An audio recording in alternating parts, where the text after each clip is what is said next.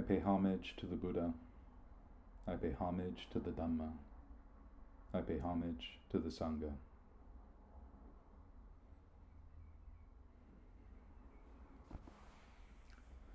Well, good morning. Still morning technically, right? 11:18. Good morning, everybody.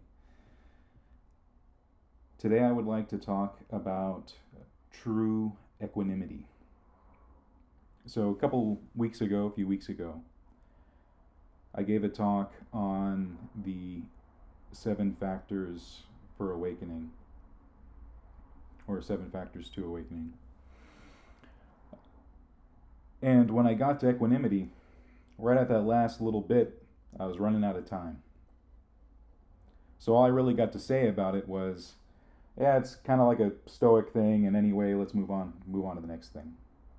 So I wanted to spend the entire talk today on equanimity. But like anything else in the Buddhist path, when you talk about one facet or one particular quality or one factor, you end up talking about a lot of the other things as well. And that's very much the same thing today. But I would hope that as I do this, we can try to keep that lens, that focus on this quality of equanimity. So to start, I'm going to tell you about Grandpa Nunez, my grandfather.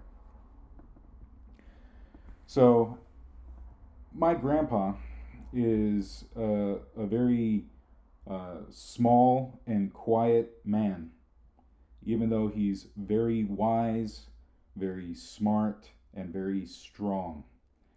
He is exceedingly quiet, astoundingly quiet. And so it's sort of sad that in that sense, he has this giant family of really, really loud people. Now, some of that's not my family's fault. If you get enough of us together, it's going to be loud. There's just so many of us. He had 5 kids, a bunch of his kids had kids. Now those kids are also, some of them having kids. It's a whole bunch of people all together. So my grandfather, generally speaking, can't get a word in edgewise. He's so quiet that once we're actually all together, there have been several times I haven't known he's actually talking to me. I can't tell you how many times I've been standing somewhere at a family party, looking around, taking the whole thing in, and then my dad nudges me. He says, "Hey, you know your grandpa's talking to you." And I turn, and I didn't even know he was next to me. I'm like, oh, hi, Grandpa, and we talk. So because of that, because of his quiet nature and also his quiet voice, he and I actually haven't spoken all that much. We've spent time together, companionably, but a lot of the talking stuff hasn't happened. And so that means that a lot of the lessons I've learned from my grandfather have not usually been through spoken word, they've been through example, which I think sometimes is better. Now, when I was in middle school, after a very long career of my grandfather being, a carpenter, a contractor, a handyman, all sorts of stuff, even owns some properties and manages some apartments and things like that, does a lot of different stuff. But when I was in middle school, he decided he was going to put some of his money into one project and open up a hardware store. Now, that hardware store is actually doing pretty well even now, and that hardware store still exists. And my grandfather, still showing no signs of wanting to retire, is still working at the hardware store a lot. But when I was a senior in high school, I decided I wanted some spending money. I wanted to go out and do stuff. Didn't matter that I didn't own a car and I didn't have a driver's license, but I really wanted some spending money because I had a girlfriend and I wanted to, buy her some stuff at Taco Bell or something, I don't know. But I wanted some spending money. And so we worked out this arrangement, my grandfather and I, that on Saturdays, my dad would drive me there in the morning and then pick me up in the evening. I'd basically do a whole day Saturday helping out at the shop, which quite frankly was a bad idea because I knew nothing about helping out at a hardware store. They also made custom cabinets, and I knew nothing about making cabinets. And at the time, my Spanish wasn't all that great either, and it's a hardware store in East LA. So really, I was just there.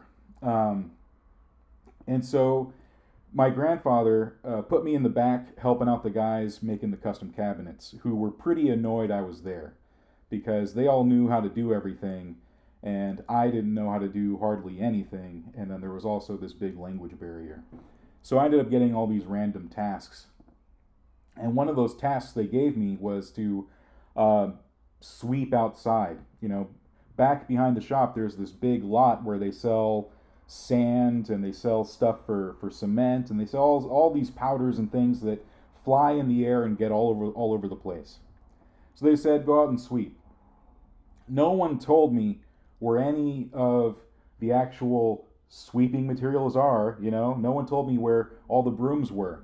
So I go off and find some little rinky-dink broom that kind of sweep your bathroom, or you sweep your kitchen with, or the living room, one of those little tiny ones. And I'm just working away in this small little corner of this big lot with this tiny little broom trying to clean up the whole place. It just so happens around that time, my grandpa's walking outside and he sees me and he just kind of shakes his head. He goes back in, comes out with a really big broom, nice, wide bristles, the whole thing, the kind you're actually supposed to use for this kind of thing. And he hands it to me. He says, use this one. And I said, okay. And I start using it. And he goes, nope, not like that. And so he had to teach me how to sweep. So that was pretty humbling to be about 17 years old and have to be taught how to sweep properly. But apparently I needed to know how, because I was just working on this tiny little spot. And he goes, this is going to take forever. You got this whole area like this. And he shows me how to do it the right way to cover a huge area. Now, that right there shows some important lessons in Buddhism already, I think. On the one hand, we have this lesson on using the proper tools at the proper time. Now, I think that the Buddha gave us a lot of different tools, all meant to be used for different things specifically at the right time. And part of equanimity is having that ability to look back enough and have enough of an expansive view to know exactly what tool to use when. But then also, the way we sweep across the mind, across the body, as we sit in meditation, is very much the way we sweep a big lot, a big, huge, expansive space. Because quite frankly, if you're just focused on this one little spot with your rinky-dink broom, guess what? It's going to take forever to make any progress. You want to be expansive enough to take the whole thing in and move across the whole space and make it clean, make it pure, make it bright. That's the idea. So my grandfather didn't know that he was teaching me a Buddhist lesson. And quite frankly, at 17, I didn't know either. But now I know, because I can look back on that memory and see something important there, something important about equanimity and using the proper tools in the right space. Now, I think the Buddha also taught that way. Sometimes by example, but sometimes with words, but definitely showing the way things are used in the proper time and the proper place. Now, the Buddha did this with his son, so a little different with me and my grandpa. This is the Buddha and his son. But the Buddha did try to teach these kind of things to his son as well. So there's one particular sutta. It's in the Majjhima Nikaya 62, the Greater Exhortation to Rahula. And so at this time, the Buddha is waking up, goes about his day, does his normal things, and then it's time for the alms round. So the Buddha gets his bowl, adjusts his robes, and starts walking to get alms. And Rahula sees this, and he gets his bowl and his robes, and he starts walking. He's walking right behind the Buddha. And at first, it's just companionable silence. They're on their way to Savatthi. They were at Anandapindika's monastery. So they're walking to the town. So they're walking through the forest quietly, companionably. And then have you ever had someone say something, just a particular phrase, just sort of off chance, and it just kind of changes your whole day, kind of wrecks it, your whole plans just stop right there? That's kind of what the Buddha did to Rahula. Because they're walking there, and then the Buddha turns back, and he turns back and says, hey, Rahula, any form whatsoever that is past, future, or present, internal or external, blatant or subtle, common or sublime, far or near, every form is to be seen, to be with right discernment as, this is not mine, this is not myself, this is not what I am. And Rahula says, just form, O Blessed One? And Buddha says, form, Rahula, and feeling, and perception, and fabrications, and consciousness. And so Rahula stops right in his tracks, and he has this thought. He goes, I mean, when you're given a lesson directly from the Buddha himself, do you really go on and have lunch? No. So he decides he's going to turn around, go back and meditate on what his father had said. Now, as he's sitting there and meditating on what the Buddha had said, Venerable Sariputta sees Rahula sitting at the foot of a tree, his legs folded crosswise, his body held erect, mindfulness set to the fore, doing everything properly. And on seeing this, Sariputta says to Rahula, Rahula, develop the meditation of mindfulness of in and out breathing. The meditation of mindfulness of in and out breathing, when developed and pursued, is of great fruit, of great benefit. And so Rahula nods and listens and says, okay. And he says, I'm going to go ask my father about that later. So Rahula, emerging from his seclusion in the evening, went to the Blessed One, went to the Buddha, and he says, how, Lord, is mindfulness of in and out breathing to be developed and pursued as to be of great fruit, of great benefit? And so the Buddha starts out with a few different things, but he also starts out with teaching the proper way to understand equanimity. As it turns out, there are at least 3 ways of understanding equanimity in Buddhism. One way is as a byproduct of the path itself, a byproduct of actually reaching the fruit of liberation. And that's the kind that we really don't focus on, because that one will take care of itself. But there's 2 others that we concern ourselves with. One is a sort of day-to-day equanimity that we use as we interact with others. And the other one is the kind we develop in meditation. And they're, in some ways, 2 sides of the same coin, but they have subtle differences that I'll try to cover. But in this first place, the Buddha talks about the elements. He says, Rahula, develop meditation in tune with earth. For when you are developing the meditation in tune with earth, agreeable and disagreeable sensory impressions that have arisen will not stay in charge of your mind. Just as when people throw what is clean or unclean on the earth is not horrified, humiliated, or disgusted by it. In that same way, when you are developing the meditation in tune with earth, agreeable and disagreeable sensory impressions that have arisen will not stay in charge of your mind. And I think that this is an important distinction that we see here. And the Buddha talks about this in terms of the other elements as well. Meditation in tune with water, meditation in tune with fire, meditation in tune with wind, and in tune with space. But still, there's this lesson here to be like those elements and to be able to take in what is agreeable and disagreeable, and to do that in such a way that they will not stay in charge of your mind. And I think that when it comes to equanimity, we know this in terms of negative mental states. In fact, a few weeks ago when I talked about equanimity as a Stoic thing, I think, I use that as a shorthand because I've studied a lot of Western philosophy. But I think that the common understanding that most people have of Stoicism is this kind of enduring awful things, the tough guy thing.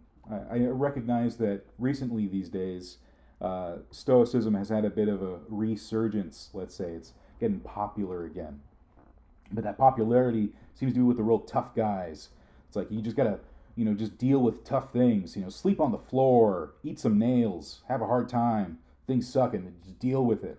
And people think that's equanimity, right? Not really. I think that's just being miserable, but just kind of dealing with it, right? But equanimity in this case is a kind of solidity of mind, a stable place through which we can observe positive and negative things that arise in the mind, positive and negative qualities. Because we need that spaciousness. We need that solidity. The Buddha brings up the elements all the time in different ways. But he always talks about how large and expansive they are. The reason why the elements can respond this way to things done to them is because of how big they are. The Buddha talks about, as an example, if you were to put a bunch of salt in a cup, right? How would that cup of water taste? It tastes salty. It tastes disgusting. It wouldn't be drinkable. But if you had a whole lake and you put a little tablespoon of salt in there, you can still drink the lake. The water's fine, right? Now, the Buddha uses that example in terms of karma.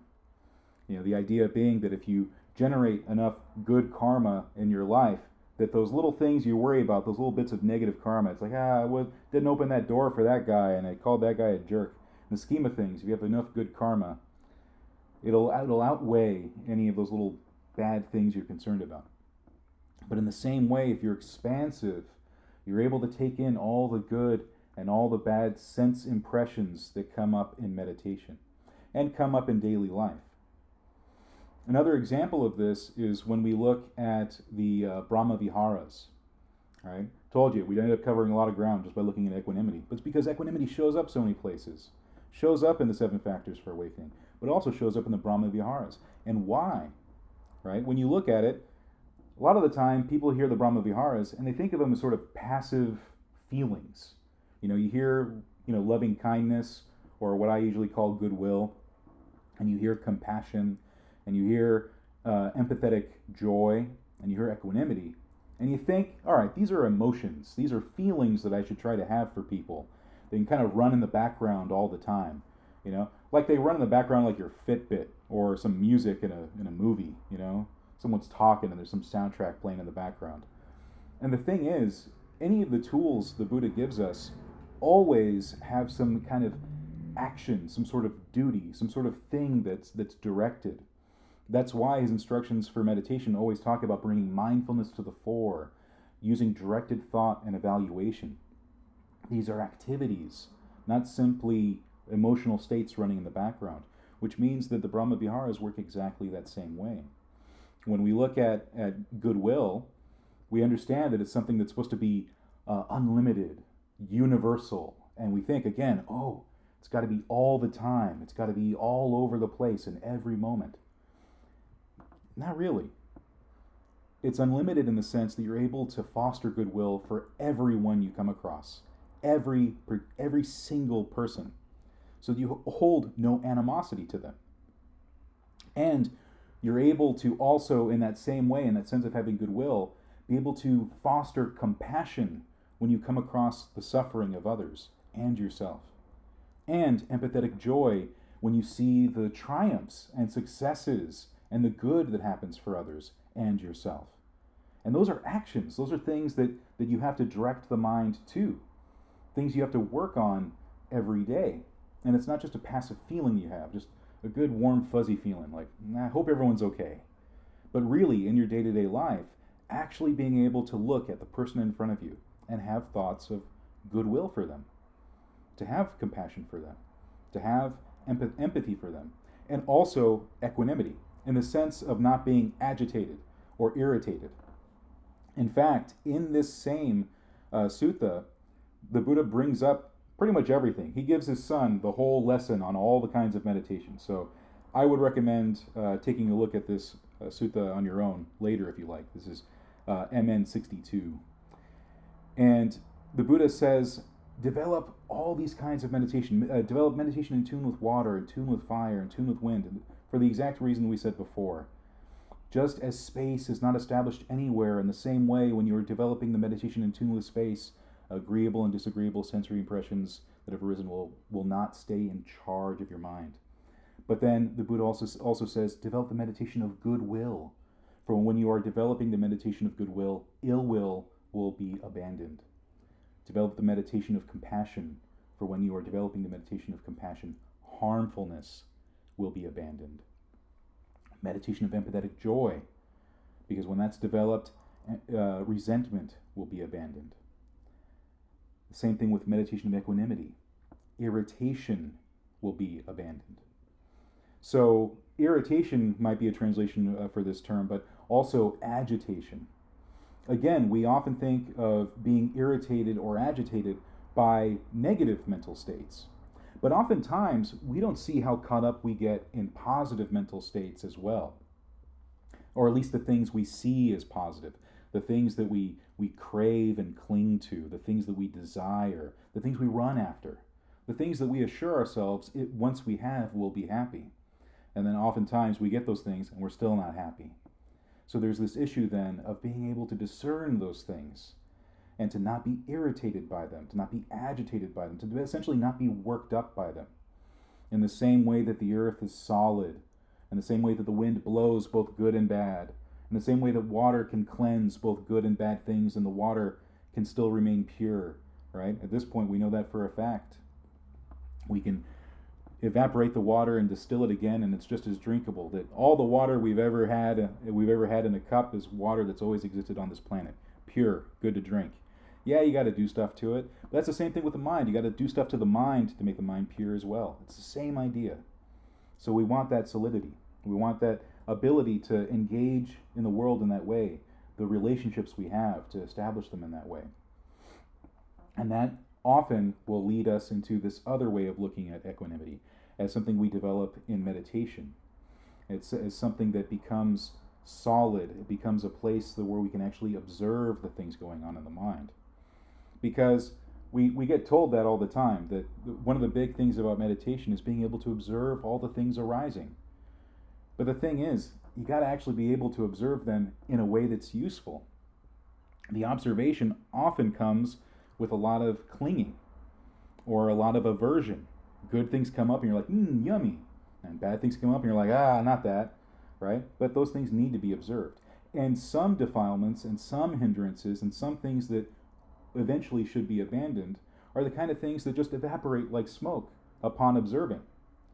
But you need that equanimity, and you also need persistence and energy and a lot of other things for the harder stuff. Because we have to think about the goal sort of like a nugget of gold, right? That's what we're after. Our liberation is like a nugget of gold, and we're after that. But that nugget of gold is wrapped in a bunch of hard rock.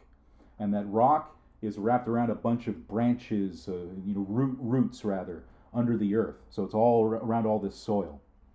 And the thing is, you want to get to that nugget, but how do you go about it?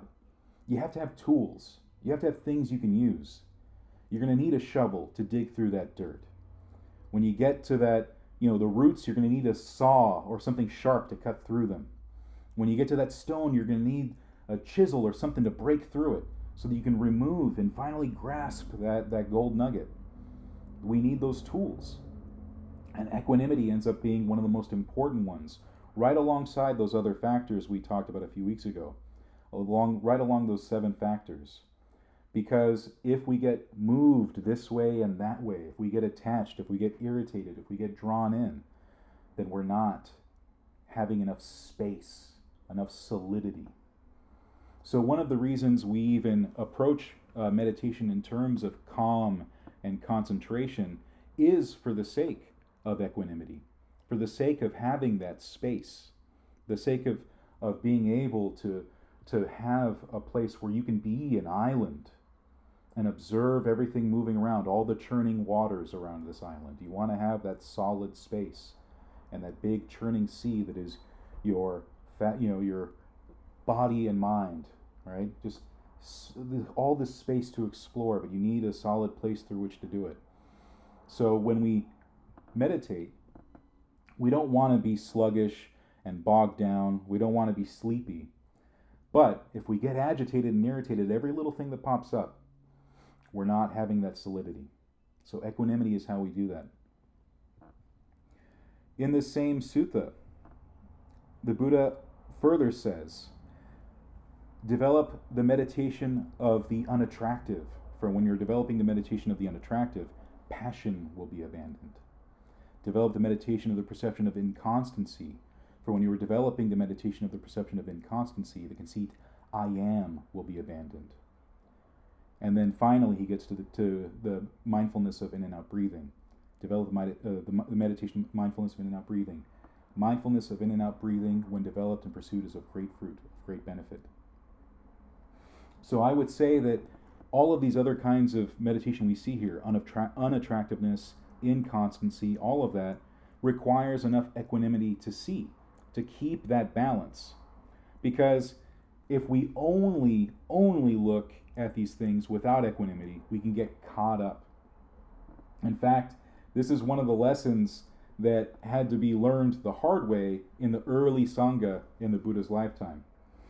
There was at one point where the Buddha taught some young monks how to meditate on foulness contemplation, foulness of the body, how gross it is. Like, think of all the pus and think of all this and the sinews and the blood and all that. And he basically grossed them all out and then went on a retreat. He just like, I'm going to be back in 2 weeks. I'm going to go meditate, and when I come back, I'll see how everyone's done. Well, here's the thing. When he came back, he spoke to Ananda, and he says, Ananda, I'm noticing there's a lot less monks around. Well, it turned out that some of the monks had just straight up left, but some had been so despondent at and so disgusted at the foulness of the body that they had taken their own lives. And so for the monks that had remained after that, he taught them mindfulness of breathing as a way to establish something wholesome and good to keep balance. And that's another way of looking at equanimity. We can look at equanimity in terms of solidity. We can look at it in terms of spaciousness. But we can also look at it in terms of being balanced. The idea that we shouldn't grasp and cling to things, but we also shouldn't be so aversive that we deny life as well. And equanimity, the kind that we find in solid meditative practice, is exactly that, exactly what we need for those moments, to keep us balanced in that way. So, I know it's a terrible example. When I first heard about that, I was shocked, because we always think of the Buddha as like the perfect teacher. How could he possibly make any mistakes? And the thing is, for any other monk, they take that same contemplation on foulness and go, okay, that's because I have craving and clinging, and I lust after bodies, so I got to think about something gross so I'm not so attached. That's actually useful. There was some time ago, way before COVID, where I had an example of this one beautiful woman that I was at a retreat several years ago, and she was very stunning, and I kept noticing her, and I tried not to, and I'm like trying to look, and I'm not trying to look at the pretty lady. But the thing is, that same area where we were in, there was a bathroom off to the side. She went and used it, and there were so many loud noises that came out of there quite alarmingly that I was able to go, yeah, still human, just like everyone else. There's enough foulness for me to break my attachment and just focus on my meditation. Which is not example, but it's, I think, the exact kind of thing that the Buddha would encourage us to do. Just enough to break attachment, just enough to break lust. Because all of the path, the reason why equanimity even matters in that sense, is for that same very reason. We have craving and clinging as the things that keep us stuck in samsara. And the Buddha tells us that there are three kinds of craving, three kinds of clinging. Sensual desire, and then craving for becoming, and non-becoming. And something like equanimity gives us that space and solidity to break away from sensual desire. And it also helps us break away from unskillful craving and clinging for becoming. And what those monks could have used in that story, the ability to break away from craving and clinging to non-becoming. We have to have that balance, that sort of ability to navigate these difficult waters. So, if you've never practiced mindfulness of breathing, at least as it's found in the Pali Canon, there are 16 contemplations, and some people think of them as a kind of paint by numbers thing. You go through 1, 2, 3, 4, 5, 6 of these contemplations. But the truth is, like anything, like I was saying before, the proper tool in the proper time. And some of these are exactly the kind of things that lead to the equanimity I was talking about, giving you a solid place to establish yourself and observe what arises in the mind. The Buddha recommends that we establish concentration and calm so that we are able to calm bodily fabrications, mental fabrications, and then once we've done that, we can become sensitive to the mind. So the instructions, he says, he trains himself. I will breathe in calming bodily fabrications. I will breathe in calming mental fabrications. And it's once we've done that he gives the training. I will breathe in sensitive to the mind. I will breathe out sensitive to the mind. I will breathe in satisfying the mind. Breathe out, satisfying the mind. I will breathe in, concentrating the mind. And it's once the mind is concentrated, I will breathe in, releasing the mind. Breathe out, releasing the mind. So we see that concentration, and in this case, gives strong foundations for equanimity. The ability to find release from craving and clinging enough, just enough, like not completely, because doing that alone would take you to enlightenment, take you to release, but enough release to be able to observe, to be able to see, to look at the things that arise, these qualities, mental and bodily fabrications, and see which ones are worth holding on to for now to be abandoned later, and those that need to be abandoned immediately. And enough space and solidity to do exactly that, as it's needed. All right, so I will end this with the same instructions that the Buddha gave. This, Rahula, is how mindfulness of in and out breathing is developed and pursued so as to be of great fruit and great benefit. When mindfulness of in and out breathing is developed and pursued in this way, even one's final in-breaths and out-breaths at one's death are known as they cease, not unknown. And I will say then that in that way we establish the kind of equanimity that is truly useful, a useful tool in releasing ourselves from craving and clinging. And then I will end there. Thank you.